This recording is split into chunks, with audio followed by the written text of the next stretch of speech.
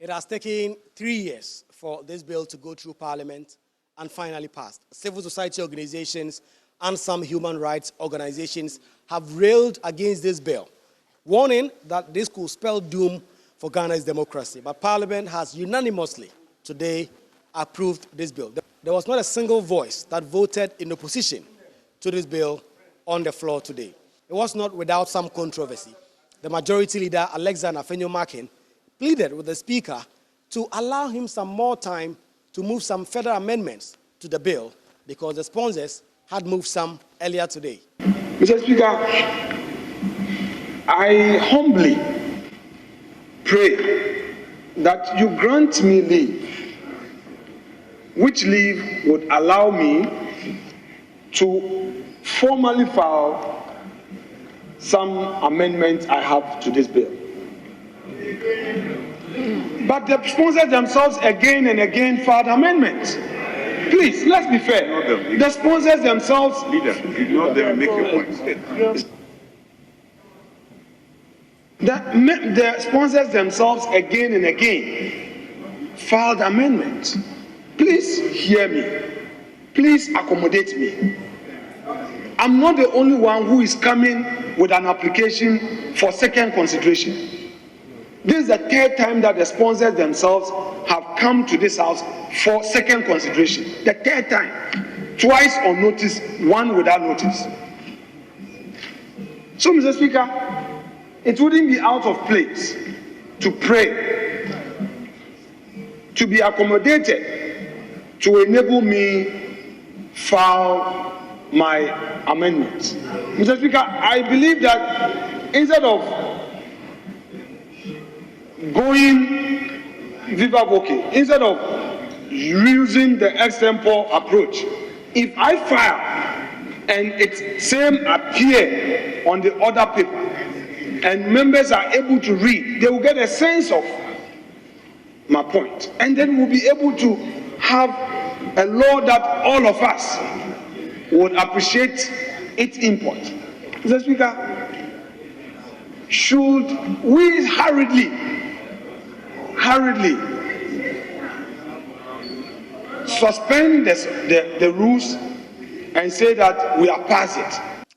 Well, the NDC were clearly opposed to that, and the Speaker of Parliament himself will not acquiesce to that demand.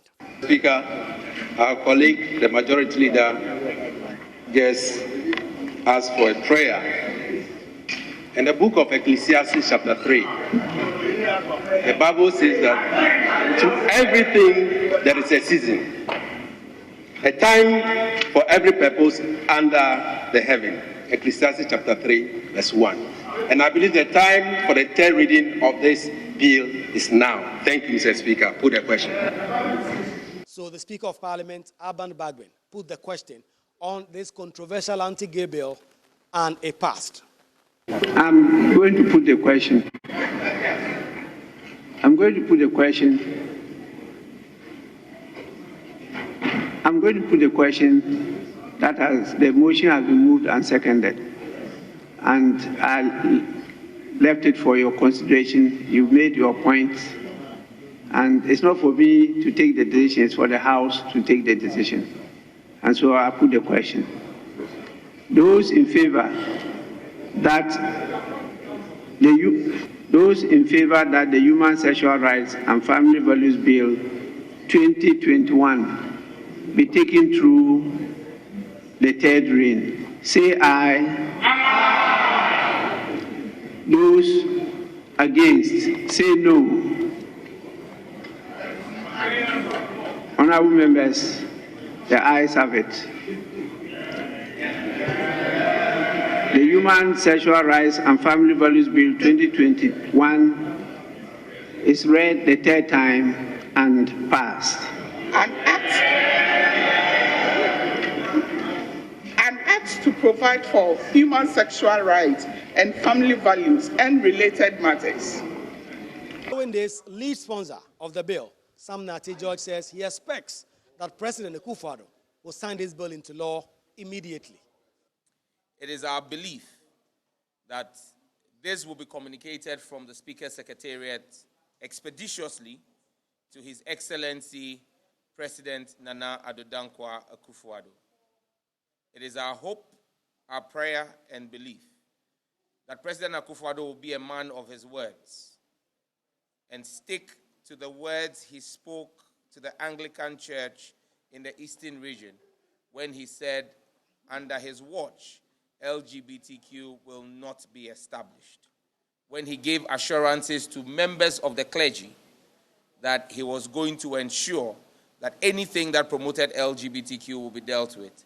There is nothing that deals with LGBTQ better than this bill that has just been passed by Parliament. We expect the President to walk his talk and be a man of his words. We are grateful to the media and we will continue to work with you. This bill will now head to the desk of President Nana Addo Dankwa Akufo-Addo, and we expect that it will face some challenges because the President has signaled its intention not to sign private members into law if it imposes a charge on the Consolidated Fund. But no one knows the mind of the President now, and that is up to him now to decide whether or not he will sign this bill into law. This controversial bill imposes custodial sentence of 3 years on persons who engage in LGBTQ activities and 5 years on persons who promote LGBTQ activities. This is what Human Rights Watch and other human rights organizations have said is draconian. And Alexander Afenyo-Markin had been hoping to change the custodial sentences and replace them with community sentences, but he failed in this bid. Reporting for Joy News, Kweku Asante, Parliament House, Accra.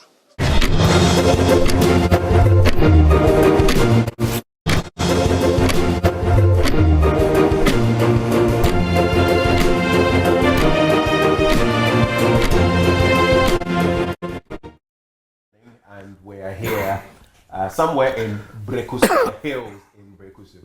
Now, the man I'm going to be interacting with today for AM Exclusive is Professor Emeritus of Economics and Leadership at Ashesi University. He also is the chairman of the Ghana Christian International High School. You would remember, maybe when I mentioned these, former rector of the Ghana Institute of Management and Public Administration, and also former board chair of the GRA. He's done many things.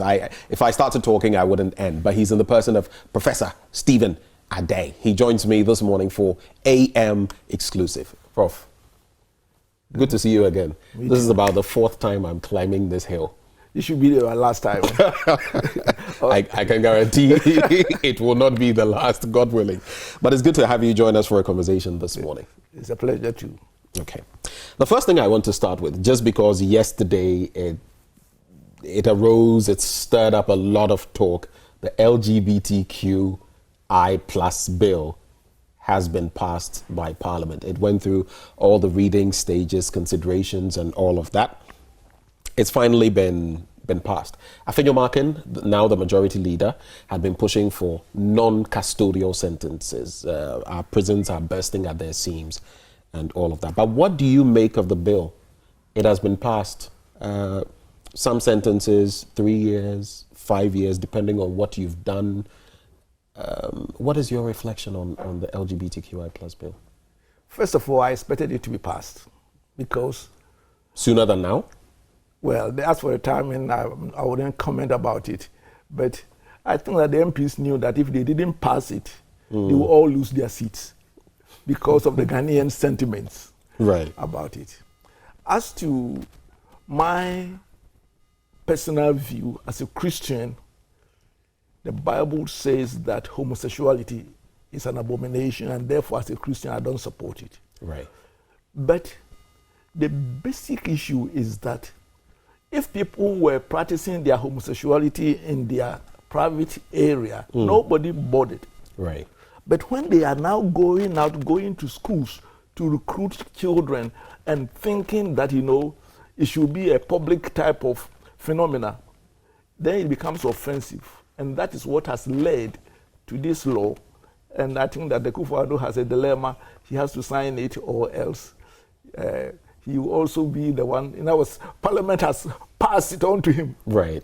And now the buck stops with him. At the sooner he said the buck stopped with him. So now the buck stops. We are waiting for what he will do. What are you expecting from the president on that? Because, listen, I believe he was engaging the Anglican Church some time back, and he made mention of the fact that, if the people of Ghana wanted it, if that was the way he would. But there's a catch, because in recent times, private members' bills going before him, he says if what the bill says, let's say custodial sentences, are going to take a toll on the consolidated fund, of course, prisoners, taking care of them, there are 3 bills before him that he's not signed. So now the question is, will he sign this one? Will he make special consideration for this? What do you think?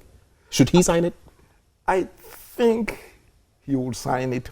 I think he will sign it because the consequences of his not signing it for himself and for his party will be incalculable, and politicians will always calculate the political consequence. And I think that he will sign it. Okay. Would you be surprised if Mr. President tarried on signing it?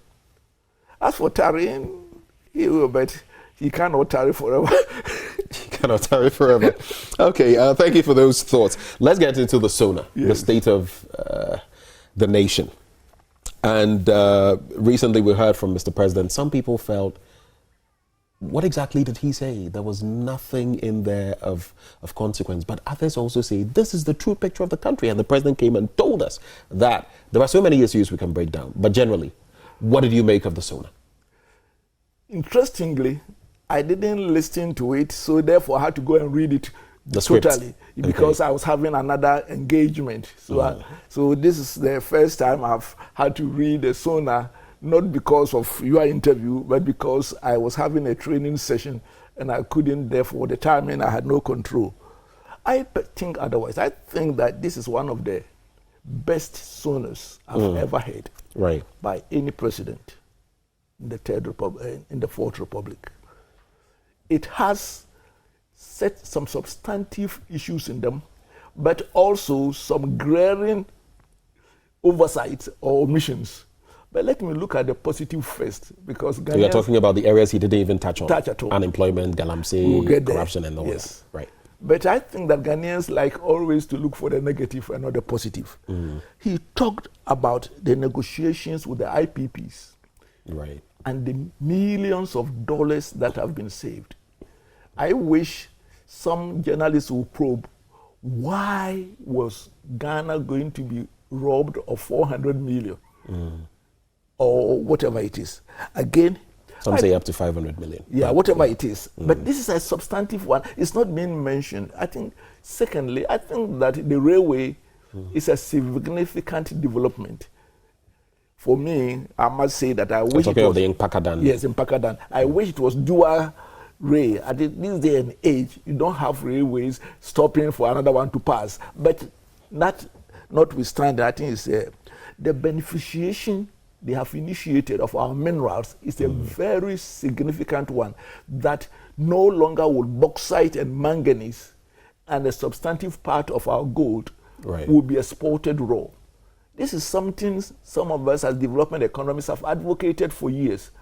No government has done it, and we must give him credit for it.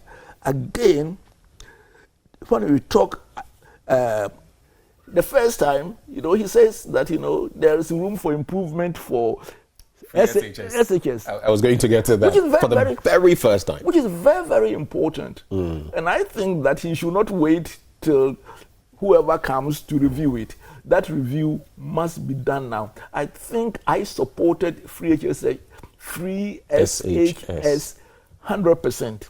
But there has been implementation challenges. And in any case, one of the researches which have been done is that even for free SHS, for every 1 cedi the government spends on a student in the secondary schools, the parents spend about 3 cedis. True. So these are realities we must look at. The government has done its best. I think we should not reverse it.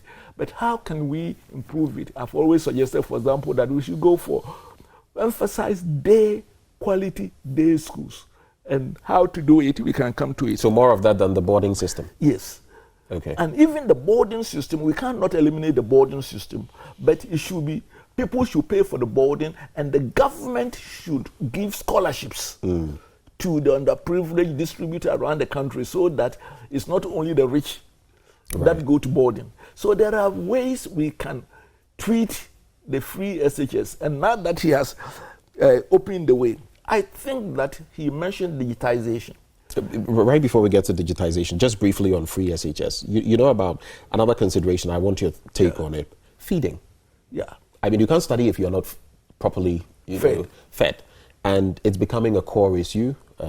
In some institutions, they are not getting the right nutrition. If you go for porridge, you don't have bread or sugar. You have to bring your own sugar and bread. If it's kenke, there's no fish and all of that. All of that is in there. Yes. The numbers. So in some institutions, you are talking of the A-grade schools. You don't have a bed. Your parents have to get a bunk bed for you and all of that. How do we address those other systemic issues? Very simple. As I said, if the majority were in day schools and quality day schools, and we have shown last year, to the glory of God, there's a day secondary school in my village which we sponsored, the Ghana Christian International High School, was the best results for WASI in the whole country. 100%, nobody got below any subject below C6. And so there are ways. At this moment, people object to day schools because the average day school is not good.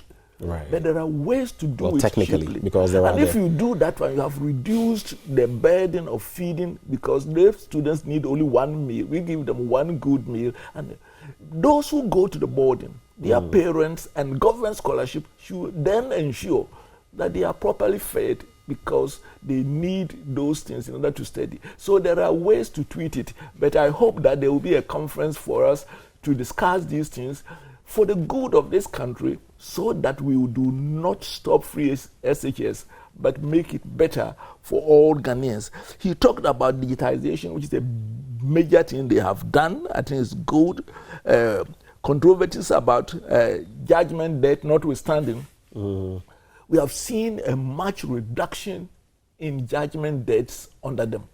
And I believe that judgment debts was deliberately engineered for some people to get corrupt money. True. So, therefore, we must, again, he talked about... but quickly on the judgment debt, he says we've saved 10 trillion Ghana cedis. Yes. And some people found it a bit interesting. 10 trillion, what went into it, no one knows. The president didn't mention. I spoke to Adei Japamesa, who has now been designated trade minister.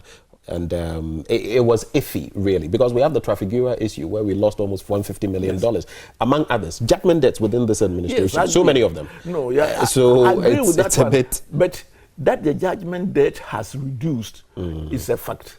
How did you come by that, though, that it has reduced? The number of judgment debts we were getting over the times past, the rate is much lower. As to the quantum of monies, I have no way, I can't comment at all about it, and how he got his trillion. We must ask him to come to come and tell us. Also, I think that a lot has been done in the judiciary. For 6 years, I served on the Judicial Council, and I think that it has been super in terms of the courts which have been reopened and then have been opened, and the residences.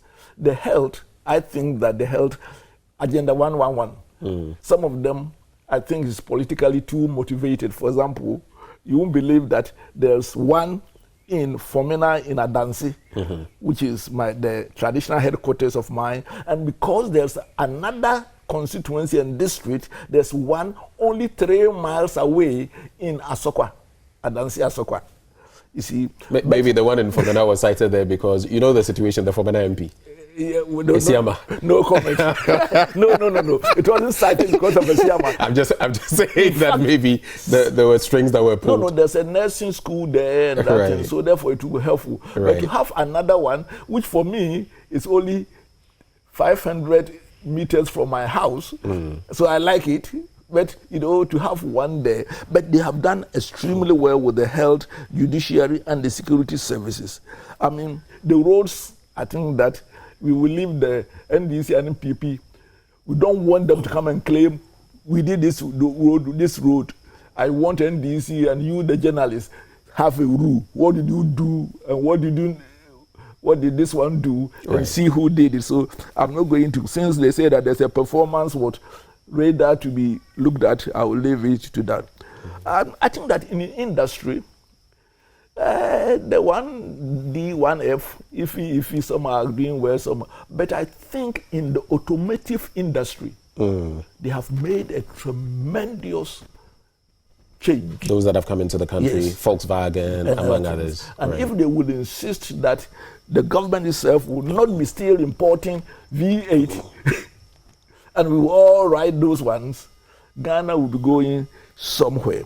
So I think that the Boko crisis was of a concern to him, and I think that it should be of a concern to all Ghanaians, because the amount of lives being lost there and the economic impact and the possibility of the terrorists using it as a route to Ghana is so high. So I think that these were things that we should give them credit for. And I think that we should stop this one, whereby when one government speaks, it's just rubbish by the other side.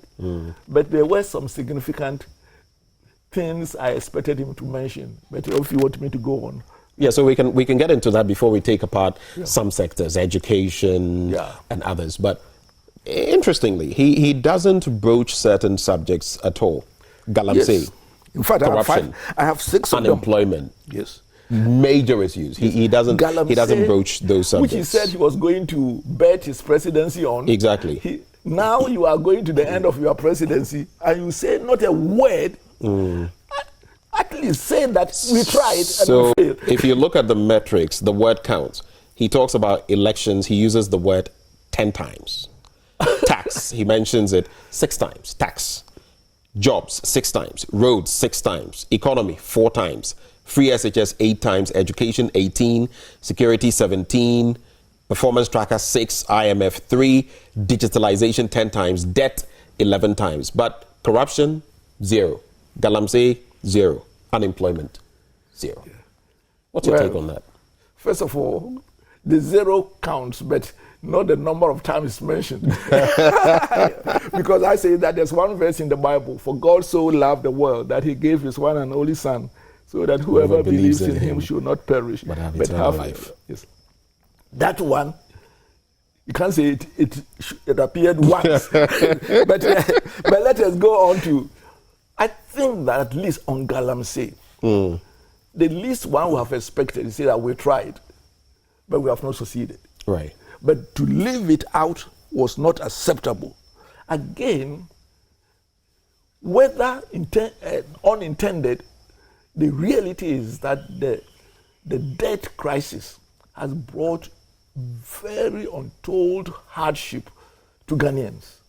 And it's going to be Ghana's debt stock, which has led us to the IMF. Leading to the debt DDEP, the debt, domestic debt restructuring, and the external ones has brought serious hardships.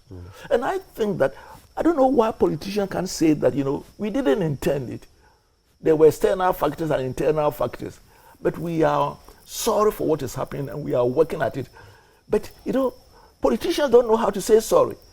I don't see why. Again, there was but the SONA, is that the that's addressing the nation. Is that the forum for Mr. President to apologize to the people? When you are a leader and you have gotten a platform whereby you are talking about what the people, you are stewardship, and you don't talk about what the people are feeling, which is almost hitting everybody in the face, I think that you are missing an opportunity. And Ghanaians will understand this is what we didn't intend it. The results, I see the hardships you are in. We are trying to do the best that we can. And that within the next few years, it will take us time before the dirty water of these reforms, including the financial sector reforms, whereby people's monies are locked up. I think that it should have been touched upon. So SONA 2024, that was a missed opportunity for Akufo-Addo to apologize to Ghanaians. Yes, and in a way in which he would have elicited the love of Ghanaians. Right. Again, he did not talk anything about the unemployment situation. Let me say that as a development economist, there's very little directly the government can do I don't think that government can employ more people in the public sector. It's a no-no area. But the Ghana government has never been a major employer of Ghanaians. They employ less than 1 million Ghanaians. But how they are creating the conditions so that the private sector can be vibrant and people can get jobs on their own. They are doing some things, but she should have talked about it. But at the same time, you look at the tax component. I was sharing with you before we got here. You go and buy books and you're paying taxes of over 22%. You look at the cost of utility tariffs. Fortunately, I think recently we've heard of some adjustments by the PURC, a little adjustment. Look at the cost of bringing goods into the country. The exchange rate, it's shooting up again. Inflation shot up marginally, month on month, it's high. How? The business community can't breathe. Exactly. That's what. And I might add, if you also go for a loan, look at the interest rate. Just 35 to 40. 35 to 40. There's no That's way. A killer. And your friends in Malaysia are borrowing at less than 5%. In fact, how do you compete? I need $1 million to do something, but there's no way I'm going, because if I go and get that $1 million within a year, I must pay 400. Almost 400,000 on it. And I said, look, I would rather take 3 years to do what I intended to do in a year on the other economy. So what I'm saying is that should have been confronted. Even if you say this is going to be a temporal one, we are going, once we are over the muddy waters we are in now, we hope to bring inflation down to say 15%. The reason why the interest rate is that high is that of because people can just put their money in treasury bills and get 30% without any risk. Now because of government, there is a risk. There's a risk. I spoke recently to Kwame Pianim and he even suggested that even the T-bills would be touched at some point soon. Yes, but not yet. No, I don't want to be speculative. But on unemployment, there is quite. You look at the trajectory from around 2011 coming, and the unemployment rates have been high from 2010, maybe 5 point something, or 2012 thereabouts. Now it's hovering at, depending on what metric you're using, 14 point something or up to about 17%. Between 11 and 17. Exactly. If you're looking at the broader components, you have 1 in about 3 in the labor market who don't have jobs. When it comes to those in the tertiary sector, it's crazy. But at the same time, while the Ghana Statistical Service is saying 1.8 million people don't have jobs, you have this administration saying between 2017 and 2022, they created 2.1 million jobs. Variously, you would hear 3 million. The question is, where are the jobs? What do you see in that? No, but there are two things. First of all, you have to net your creation of the jobs with the additions into the job market. Every year, you are having 500,000 to 750 joining the market. So first of all, what you are creating, if it does not exceed those who are getting off the job because of the economic crisis and other things, then unemployment will increase. But so it's also about sustainable jobs. Yes. If it's a job that they are getting into for a year or two and going back. Yes, but that's another thing. Yes, let's keep to the unemployment first. So you can be creating jobs and still unemployment will be increasing. If the rate of the new jobs does not match those who are entering and those who are losing their jobs. And this is what is happening. No matter what they have created, the new entrants and the jobs that have been lost exceed the one that has been created. The result is that unemployment will be higher. So therefore, both of them, the politicians have a way of almost one track. I talk about mine and you talk about yours. So one criticizes. So unemployment, again, he didn't talk about corruption. And every Ghanaian is worried about corruption, except those who are the recipient of the corrupt money. And instead of addressing it, the other day I was listening to Sammy Jemfi. And I said, you these politicians, stop throwing dust into our eyes. He says that, Corruption Transparency International 2017 was the worst. We fell to 40. But what he didn't know is that 2017 report is a reflection of 2016. So actually, the rate of corruption was highest in 2016 than any time in the period of Ghana's history. That doesn't mean that there's not more money being chopped now, because the rate of corruption perception improved marginally to 43. But if you spend so much money as has been spent in the last few years, borrowing about 11 to 13 billion cedis, tax revenue and other things, then the quantum of money that will have been lost to corruption will be colossal. So this is the reality, that the amount of leakage is so high. No president should talk to the nation without at least saying what they are doing and what they intend to do. But is it not also because, like some would say, the likes of Professor Kwasare, the likes of the former Auditor General Daniel Domelevo, even the former special prosecutor, and you know how he referred to the president, I don't want to get into that. Is it not because Akufo-Addo said he would tackle corruption, but corruption has tackled Mr. President and his administration? What do you mean by tackling? I mean, if you want to go to the Corruption Perception Index, if you want to go to what the Ghana Statistical Service did its own, and this wasn't perception, it was speaking to people about what they had actually done. That's what I'm saying, that I don't think that the rate of corruption has increased, but the quantum has increased because a lot of public expenditure has gone on the Akufo-Addo. That is my own analysis of the situation. And therefore, he is obliged to talk to the nation about it. He cannot gloss over it.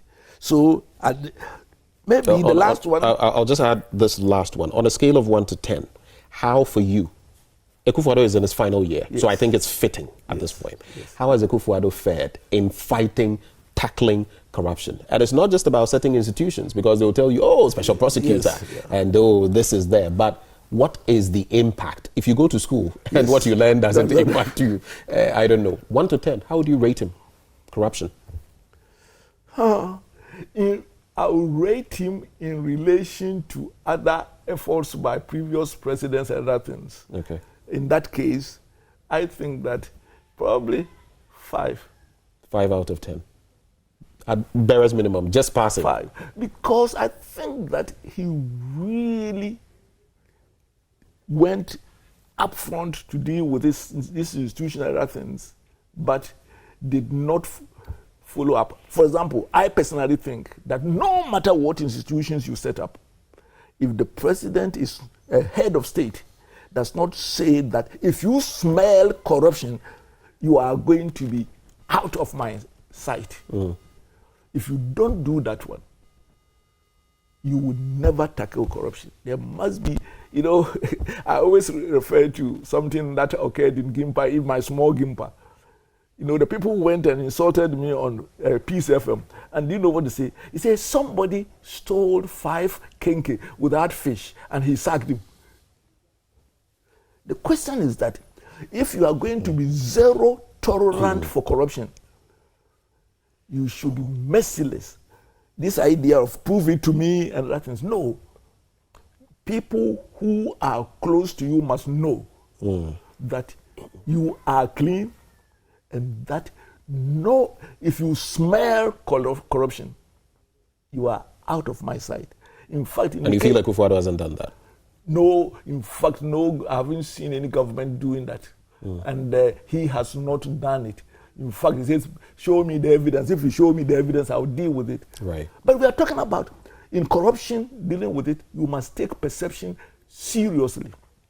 And people must know that when they are perceived to be corrupt, you cannot put them in prison. Right. But you will not have anything to do with them in your administration, and then they will fear. Right. And that is not being so corruption. Lastly, I was wondering, here is a president who came on 2 mantras. The battle is the Lord's, and Ghana beyond aid. You are in your final year. There was no mention about Ghana beyond aid. Can say that we have delayed it. and the battle is the Lord about the cathedral and everything else. When you say the battle is the Lord, he's quoting from the Old Testament. Yeah. And the word Lord there is not just Lord, it is Yahweh, the Father of our Lord and Savior Jesus Christ. And I think that one of the areas many Christians have been disappointed is not just only the Harubalu surrounding the cathedral, which he said he would deliver it before he would end his term. I think he said by March 6th this year. Yes. It was supposed to happen. This, you cannot raise 2 years ago, 70% of Christians in Ghana cannot tell them this and then almost gloss over it as nothing has happened. The challenges and other things, he should have addressed it. And now, it's no longer the battle for the Lords. He is 70% Christians. Do you know what he's doing now? Whenever there is any Christian forum, he sends his Muslim deputy to go and address them. And I think that... You're referring to Dr. Baumi? Yes. And I think that this is an affront. We have freedom of religion, but Christianity should be Christianity and a Muslim. But we have a lot of religious tolerance in Ghana. Tolerance. Dr. Baumia himself says he's had a bit of a Christian background and all of that. So is there anything wrong with him with his doing that? I believe in religious freedom. Because if I don't allow another person to worship the way he worships, then I have forfeited the right for me to worship. But I don't want anybody to confuse Christianity with Israel. Jesus says, I'm the way, the truth, and the life. And no one comes to the Father except by me. A Muslim has his 5 principles, which 5 pillars, which makes you a good Muslim. The 2 are totally different. In the same way as a Buddhist is different from a Christian. It doesn't even matter that Islam, Christianity, Judaism all have Abrahamic roots. We call them the 3 monotheistic religions. No. Because if it were, you go to a Muslim country and say that a Christian can walk into the mosque and say that, you know, where I come, we have religious freedom. No, I think that we must respect our religious freedom and other things, but don't try to change the battle is the Lord's to now we are all the same, whether you are a traditional religion or a Muslim. No. And I believe that the MPP should go on its record whether Ghanaians will vote for them or not, and not try to throw dust into the eyes of the Christians. I will resist it. So you feel the president is trying to throw dust into the eyes of Christians? Because it's obvious. Wherever he is invited these days, whether it's the Church of Pentecost or other things, of course you have invited the president. You think the president is coming. Before you have, they say that I'm a boys brigade, I attended boys brigade and other things. He's Alaji. He's not a Reverend Baumia. And I think that they shouldn't try because it will backfire. Just briefly. Yes. So are you personally disappointed in the whole cathedral saga? Just briefly on that. So because honestly, I embrace it. And I expected that something glorious was going to come out of it. Unfortunately, we've been disappointed.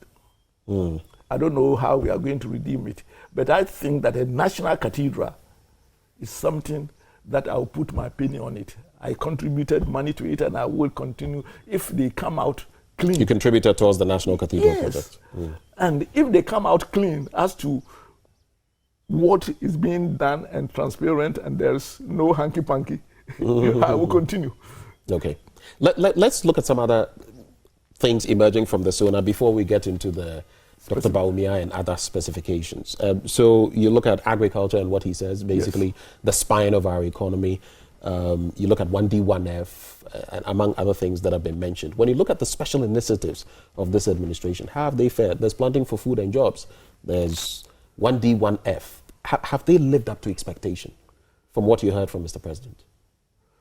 Let me take the agriculture.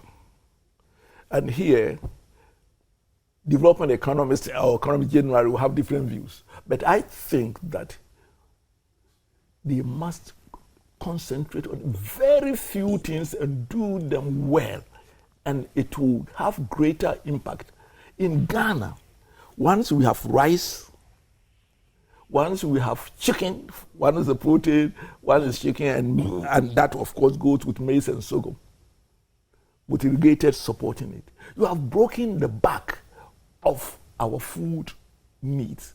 The rest, they are trying. That's one of the weaknesses, I must say, of the NPP administration. They wanted to do too many things, and therefore you don't. At this time, if we had sufficient maize and rice and chicken, Ghanaians, our students will be overfed. And so I think that, and the more you spread, and given the rate of corruption inherent in our systems, whether it is NDC or NPP, the more you spread, the more chop. In the case of the one district, one factory, personally, I think that their greatest legacy is not these small ones here and there. The greatest legacy will be the automotive industry, and if they are able to succeed, the beneficiation of the minerals. These ones, most of them are too small and unimpactful. And I think that some of them are struggling because of the big macro environment. So once again, they focused on the automotive and they are making a breakthrough. Right. I think that they should also go for the beneficiation and a few others, and the integrated bauxite. If you do them, there are things you do, small things, but there must be some structural transformational actions. And those ones, they must concentrate on that, at least towards the end. Right. Speaking of which, just very briefly, I'll bring in some other, but you know, when you talk about the automotive industry and all of that, some people also feel, why are we not doing same for Kantanka, for example? That is homegrown. Here you bring these things, you assemble them here. Maybe the cost goes up by a few thousands or something marginal. It's not much. How about you help homegrown content? Other countries are doing it. I believe, is it Zambia or Zimbabwe has something going, either Angola or Uganda, and other countries are doing it. Building right there. Why can't we do it? But I am not an expert in this area, so I must be careful. But I think that from the look of things, there's nothing in Kantanka's one which is manufactured in Ghana. I know they also bring it through, but how can we help them? Yes. So what I'm saying is this. Kantanka, actually the Minister for Finance was using a Kantanka car. Yeah, I saw that point. Yes. And I think that, yes, Kantanka must be helped. But is that enough? Kantanka must be helped, but as I said, technically I have to look at it and see. I don't have the expertise to be able to evaluate whether, sometimes you don't back any horse. But I'm not. But Kantanka at this moment is almost 90-95% all components assembled. So he's not brought from other parts, assembled in Ghana. And the quality of Ghanaians, at the end of the day too, you cannot impose poor quality on Ghanaians. Right. And I think that Kantanka should be helped to improve his quality so that it can meet the international standards. The demands of Ghanaians. Because if you do it and the Ghanaians don't want to buy it. True. So someone will also tell you when the Toyotas and others, started. At a point, they were called flying coffins. Yes. But look at them now. It's a step in time. But two things, because you brought up trade, the import bill, I'm sure you heard. K.T. Hammond, and eventually they had to quietly put it down because some were saying it was given too many wide powers to K.T. Hammond. He could go past the committee to issue a license or revoke a license and all of that. But are we ready? Import substitution, we've been trying since the 80s thereabout. Are we ready to meet production? What do you make of that? Let me tell you, for me, import licensing, it has nothing to do with Katie, whom I will not entrust with this responsibility either. But Why? That is not... Why will you not entrust him? I will not entrust, I'll end there. But do you doubt his capabilities? Or is there something to it? I will end there. Let me address that. It was import licensing that brought Kalabule. Extreme corruption in Ghana. in the 70s under a champion with all his good intentions. Right. And he really was trying to, promote Ghana. Because given what we are talking about, corruption and other things, you are giving a minister the right to decide who imports what. That shit immediately becomes a very valuable commodity. Immediately it becomes tradable. When I give it to you and I don't give to this person, I've given the person actually cash. And they will start trading it. Right. And I don't think that I can trust any minister to have that discretion and not be extremely corrupt. And frustrate and eventually to become a party, whether it's NDC or MPP, it is the party cronies who will get it and then the Ghanaians will suffer. The answer is a Russian yet never. Some of us will oppose any import licensing. If you want, let us stop certain imports completely. Right. I wouldn't give any of the politicians in my spectrum this right to determine who imports rice and who imports Gary. It would be dangerous then. Too dangerous. Let's talk about sticking to the economy and industrialization. What then do you make of former President Mahama's 24-hour economy? I'm sure you've heard a lot about it. What do you make of it? Listen, the politicians will always like to throw a red herring. What he's saying basically that factories and other things can work 3 shifts. Not just factories, yes, industry, different sectors of the economy. The question is this: has he already checked the capacity utilization even on 1 shift? Where is he going to get the power? But for a long time we were talking about excess power. Now there's no excess power. Can we meet the demands? We are still supplying other countries, including, I believe, Burkina Faso, with electricity. I don't think, for me, this 24-hour economy, it's something that Ghanaians should make it even an issue in the elections. I see. Why? It is so, let me tell you, very little is going to happen about it. Listen, a private sector person would produce 24 hours if he has the market, he has the electricity, he has... But that's exactly what they say. They say they will incentivize electricity. If you're going to produce 24 hours, they say that they are targeting those specific groups. Yes. There's Tokyo, there's Sydney, there's New York, there's Singapore. Yes. All of them are doing it. No, please. What I'm saying is this. You create enabling environment to the industrialist. Let cost of capital, interest rate come down. Let electricity come down, which we are all praying for. Let transportation and other things. And the industrialists will take advantage of it. So naturally they will follow. Naturally they will follow. Right. So it is not Mahama who will create a 24-hour economy. It is not in his power to create a 24 unless it's going to be a communist controlled economy. So what I'm saying that there's a tendency of making non-issues issues if you create an enabling environment. For example, before I came to Gimpa, scarcely was evening classes an issue in Ghana. Okay. I came and I said I will create an all evening degree program, which I started with 428. We were able to show that you can do a degree only by the evening. Today, it is the norm. So you create the enabling and then people will respond. I don't want the 24-hour cliche. The type of things that will allow the Ghanaian industrialists to make money in the 8 hours, and he would like to make more money in 16 hours. But if those ones are not addressed, when the cost of electricity is so high, when, even water is, they wanted to increase it, eventually they managed to moderate it. When we have all these issues, I don't think that we should waste our time. For me, I won't waste my time talking about 24-hour. So let me reframe this, and in some 30 seconds, give me an answer. You've been with the NDPC, the National Development Planning Commission. You've headed that institution. I've been a chairman. Yeah. Yes.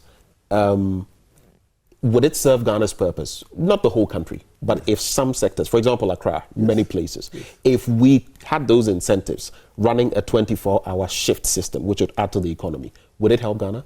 Of course. I mean, if you are producing 3 times what you are producing for export, African continental market, fair enough. But what I'm saying is this. At this moment, we don't have even the wherewithal to do an 8-hour economy full time. Okay. So when you come and say in 4 years, you are going to do a 24-hour economy, I'm not opposed to it. But that one, I think, is the least that we should be talking about now. Okay, let's come to the MPP. Dr. Bawumia says he's a driver's mate. Oh my, please. Don't let us get into this. And in the SONA, yes, President Akufo-Addo said it is only an unwise president who will not listen to his officials. Some people are wondering what message the president was sending, even though right after that, he went on to talk about Dr. Digital and all of that. But the president had said something that rang in the heads of Ghanaians, driver's mate. Do you trust that a driver's mate can steer our economy where the country has to get to? I wouldn't go into the semantics.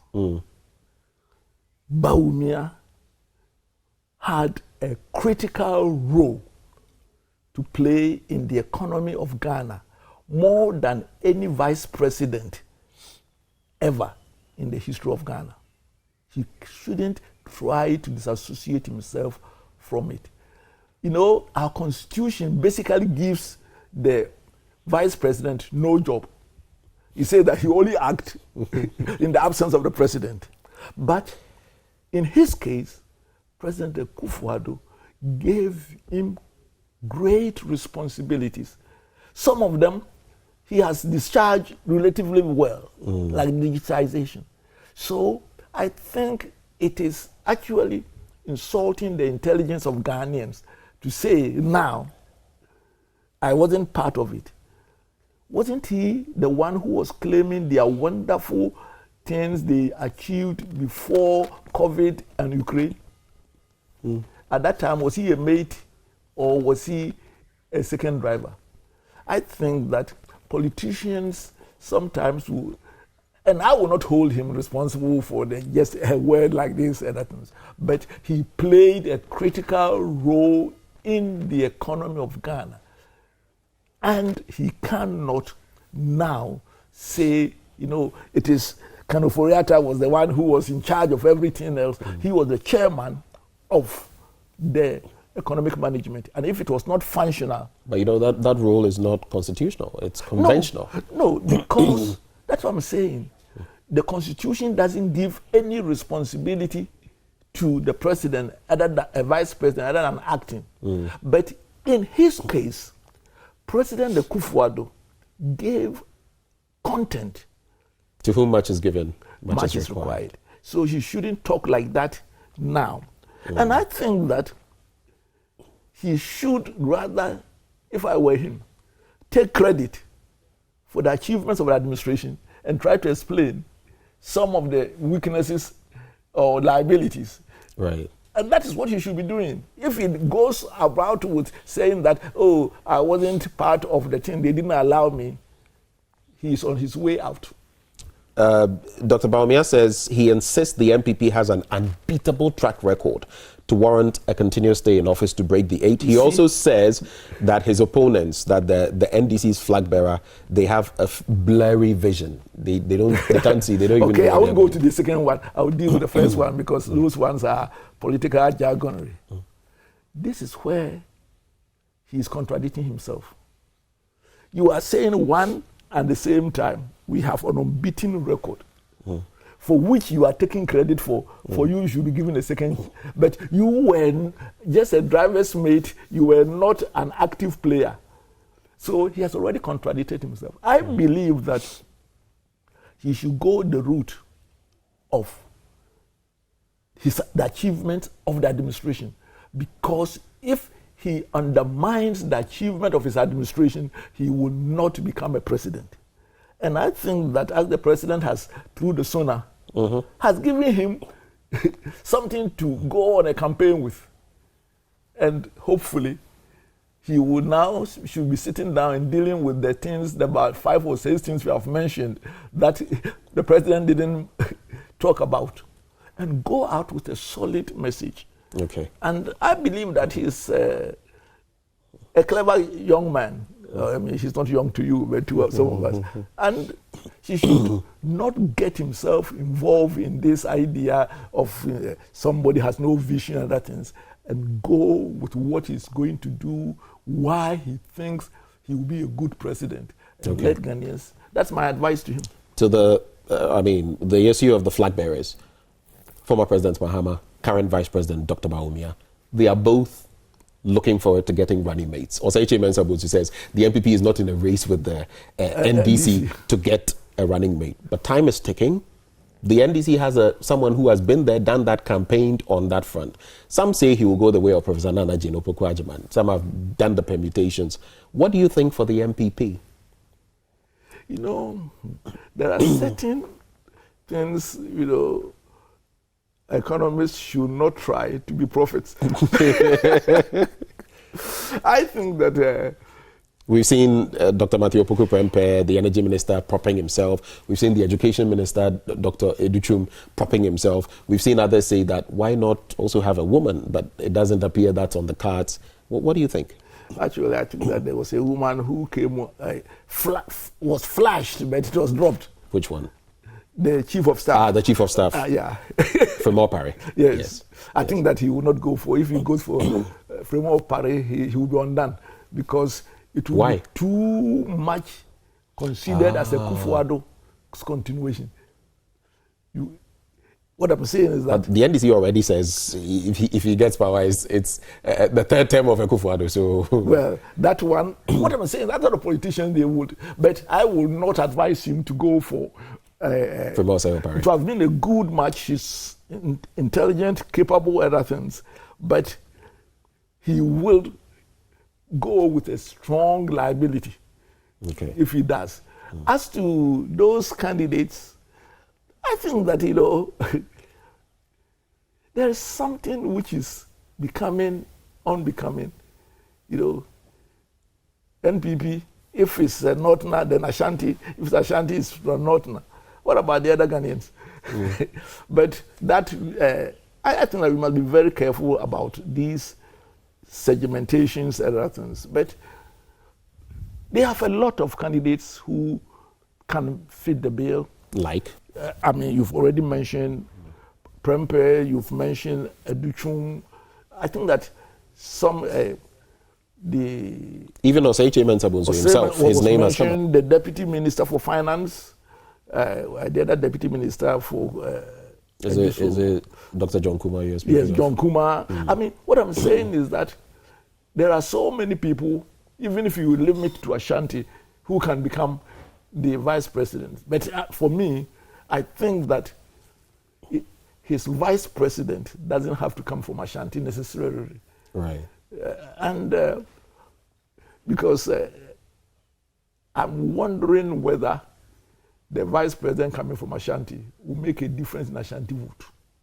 You don't think so? No.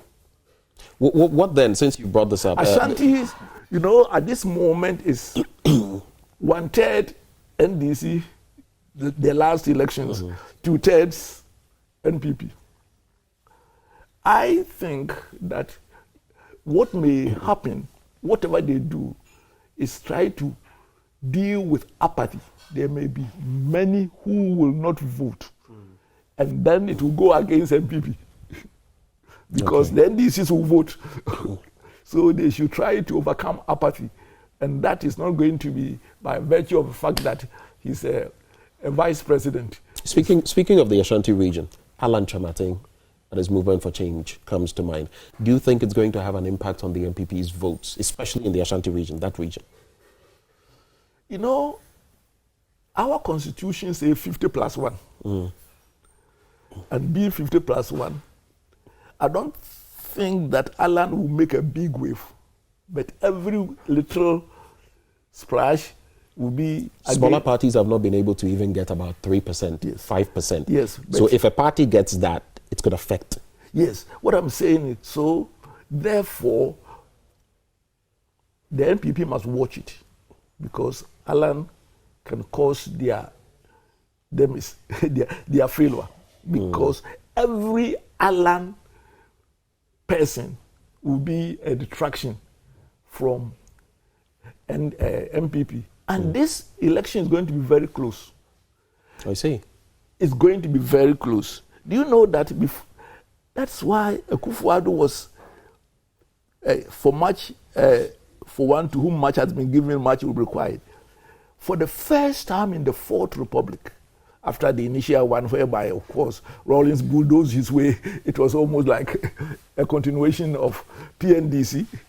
But since real contest, nobody won by more than 100 to 200,000. Akufo-Addo, 1 million.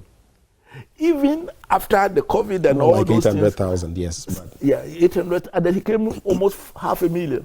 Yeah.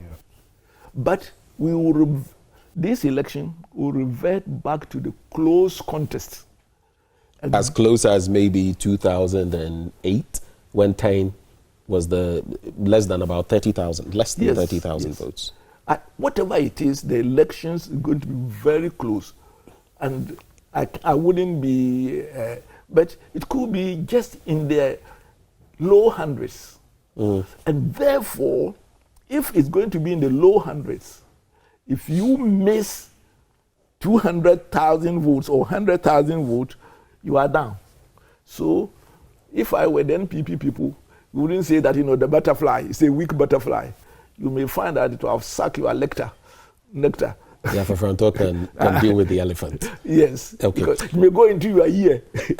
and tickle you there. Two quick issues and then it's a wrap, maybe in about 2 minutes. One has to do with power outages nowadays, and people say there's doom. So just the other day, even on the day of the Sona, people were saying, I don't know, I mean to make sure, because where I am, light is on and my battery is about to go off. There have been but the president said that there's been no doom. So what do you think? Well, let us be honest. The situation has improved, compared with what we used to have. There's no doubt at all. But the NDC will say it dealt with it before it left. Yeah, anyway. That's what I was coming to. You, the journalist, that's the trouble. You never make someone complete his sentence. I didn't want you to run away from that. I wanted you to go back to it. Partly because of the IPPD, the independent, which were generally a very badly brokered arrangement. Even if you are in difficulty, you should not sell your country for a song. But the production capacity was increased greatly under Mahama. And it has contributed to our indebtedness, which we are talking about. But generally, the demand now is, we are starting to face it. I think it's quite obvious. And I anticipated it. 2 years ago, I decided that no, I can't trust these people. I am virtually off the grid. I am on solar. So, yes, but the situation is getting worse, and some people say that they are having a lot of frequent power outages. It must be addressed. And I believe that they should, for some,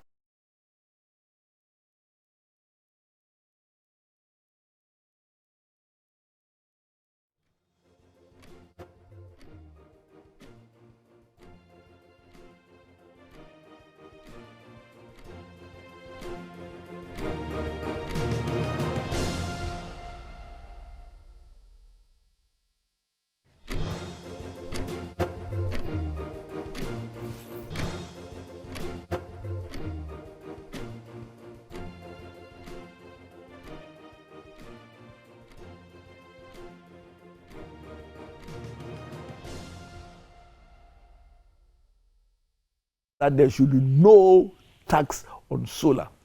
so that people can have their own electricity, and then the little we have, industry can use it. Recently, we spotted a letter which had taken quite a while from the office of the president, dated the 15th of February 2024. And it tells this person, I am pleased to inform you that the President of the Republic has appointed you as the Senior Presidential Advisor and Special Envoy for International Finance and Private Sector Investments. Who is that? Riddle, who is that? Yeah, tell me. You know better than I do. Ken Oforiatta. Okay. Let me tell you my views. I've shared my views about. First of all, I think that it seems that this letter was written at the same time as the reshuffle. So these politicians, they just threw it into the media and other things, and then I think that this type of things sometimes annoys me, but because they abuse the intelligence of Ghanaians. That is for the Jubilee House. But the substantive one, I personally think that Ken Oforiatta's continual involvement in finishing the debt restructuring is important for Ghana, is good for Ghana. I would not have made him a special advisor, blah, blah, blah, blah, blah, blah, blah, which is almost like, yes, live here and I will make you bigger. So I think that if of course, I'm not an advisor to the government, I wouldn't have gone this route, because a good thing is being made to offend Ghanaian sensibilities. And I think that they shouldn't have done this. You feel this offends the sensibility? Yes, because you are saying that, you have reshuffled, but basically I'm reshuffling you up. And that itself. But I am personally convinced that Ken Oforiatta's involvement, his standing in the international financial market is phenomenal. So far as I can think, there's no Ghanaian who has that credibility with the IMF, World Bank, and the international financial market in Ghana today. Is it because of the bonds he secured? No, I mean, once you have an appetite for borrowing, they'll need you there. Yeah, but once you get us also into the not able to pay the bond, but that data bank has been involved since Roaring's day in helping Ghana on every placement on the international market. The experience he has is incredible, and I think Ghana should make use of it. But I would not have said that given this glorious title, you could have done it without necessarily doing these big titles. But his involvement in seeing us through the next few months, I think it was a wise decision to make sure that he gets involved, but not with this necessary title. These new portfolios. Yes. So you say he's been reshuffled up, basically you mean he's been promoted? If senior is senior. Which makes me wonder whether Dr. Amin Adam will have a free hand to do what he must. Yes, because Dr. Adam... Do you think so? Yeah, no, I think he'll have a free hand. Dr. Adams is the Minister for Finance. He is specifically identified as international investments. Basically, another way, finish this debt restructuring. Basically, that's all that is. Right. I mean, he should have come clean and say that, look, he's in the midst of this. It will not be good for us to take him out completely. Right. But I think that, anyway, with the government reshuffle Adams, if he doesn't he can take the bull by the horn and call anybody a bluff. If I were him, if within the next 10 months you are going to reshuffle me, you are reshuffling yourself. Right. Any final words? This is how we're ending it. Well, first of all, I think that January it was a good sonar. Right. A lot of issues came out, which I expect the journalists to follow up. But what he didn't mention, he should take the earliest opportunity to comment on them, because they are quite significant and Ghanaians expected to know his views about them. But my main concern comes to what I said, that 2024, I'm not talking about MPP and DC. Right. The president has 10 months left to really finish well. And he better do that, because if he doesn't, his family has been a family with such a great, names in Ghana's development. She should not end up as a villain. And he can do so if he is prepared to take the hard decisions. And he must, because after all, he will not become a president again. Thank you. He must prepare for the hard decisions, and we've had the hard talk. Thank you, Prof, for hosting us one more time, and we wish you the very best.